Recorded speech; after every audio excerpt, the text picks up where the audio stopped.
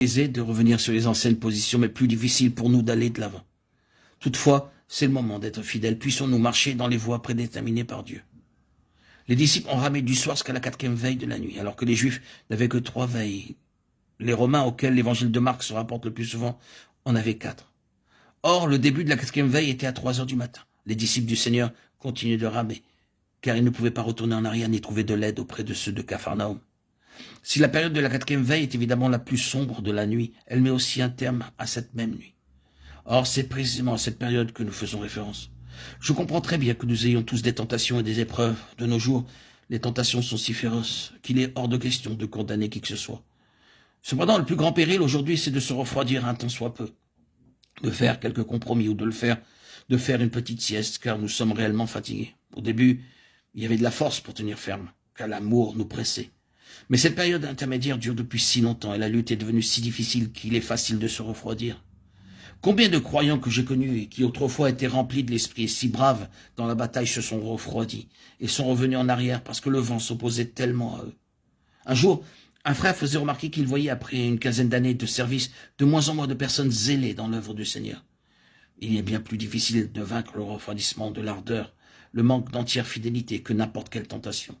Vaincre le péché est une chose possible. Ne pas se refroidir après s'être lassé en naviguant sans cesse contre le vent est presque impossible.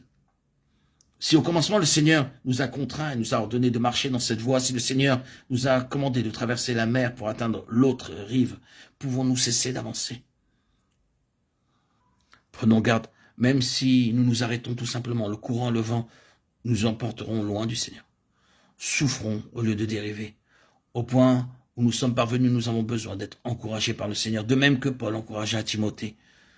Je te rappelle de ranimer le don de grâce de Dieu qui est en toi, 2 Timothée 1,6.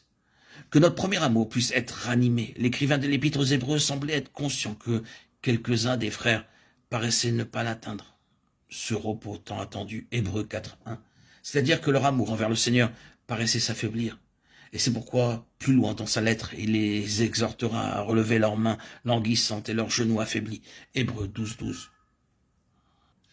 Le succès et le secret du succès selon Dieu, c'est de pouvoir persévérer jusqu'à la dernière demi-heure. Bien que les ténèbres soient épaisses, elles ne dureront pas toujours. Car Ésaïe 21,12 nous rappelle que la sentinelle répond, le matin vient et la nuit aussi. C'est maintenant la sombre nuit, mais bientôt le matin va venir.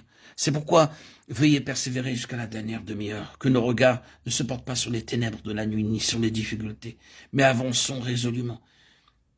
Il n'y aurait aucun gain à cesser d'avancer aujourd'hui.